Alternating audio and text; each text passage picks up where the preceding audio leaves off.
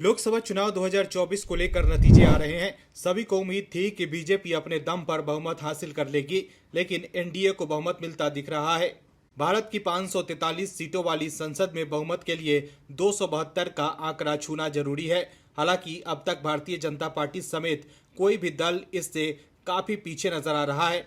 हालांकि बीजेपी की अगुवाई वाले एनडीए ने रुझानों में बहुमत का आंकड़ा पार कर लिया है, लेकिन ऐसे भी कई राज्य हैं जहां एनडीए क्लीन स्वीप करता दिख रहा है, तो वहीं विपक्ष का सुपरा साफ होता दिख रहा है। बीजेपी मध्य प्रदेश की सभी 29 सीटों पर जीत हासिल करती नजर आ रही है। इसके अलावा बीजेपी अरुणाचल प्रदेश की 2, त्रिपुरा की 2, हिमाचल प्रदेश की 4, उत्तराखंड की 5 और राजधानी दिल्ली की सभी 7 सीटों पर आगे चल रही है। इन सभी को मिलाकर बीजेपी 5 राज्यों और 1 केंद्र शासित प्रदेश की 49 सीटों पर एक तरफा जीत दर्ज करने की तैयारी में है।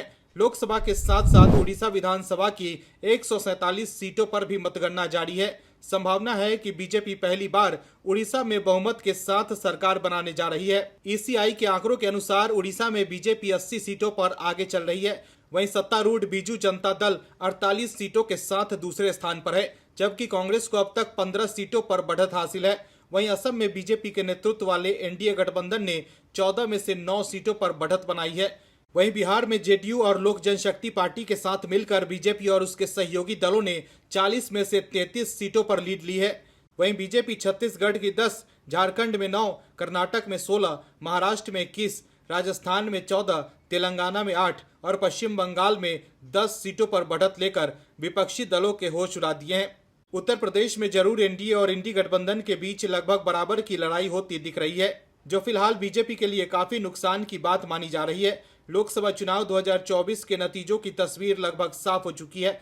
बीजेपी की अगुवाई वाला एनडीए 293 सीटों पर आगे चल रहा है।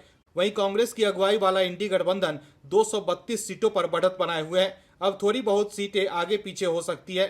इलेक्शन का रिजल्ट सामने आने के बाद राजनीतिक दलों ने सरकार बनाने के लिए कवायद शुरू कर दी है। अब ये साफ हो गया है कि केंद्र में लगातार तीसरी बार एनडीए गठबंधन की सरकार बनने जा रही है। कल एनडीए गठबंधन की बैठक है और इसमें आगे की रणनीति तय किए जाएंगे। वहीं दूसरी तरफ विपक्ष में मातम पसरा है। विपक्ष के लोग जो पीएम मोदी को सत्ता से बाहर करने का सपना देख रहे थे, वो अब मायूस दिख रहे हैं। राहुल गांधी जो ये लिख कर दे रहे थे कि पीएम मोदी फिर से प्रधानमंत्री नहीं बनेंगे, वो अब बैकफुट पर दिख रहे हैं। वहीं सबसे बड़ा झटका आम आदमी पार्टी के मुखिया अरविंद केजरीवाल को लगा है। अरविंद केजरीवाल जो जेल से बाहर आकर ये दावा कर रहे थे कि दिल्ली के लोग आम आदमी पार्टी के पक्ष में जबरदस्त वोट करेंगे, लेकिन ऐसा होता नहीं दिख रहा है। Bureau report, OMH news.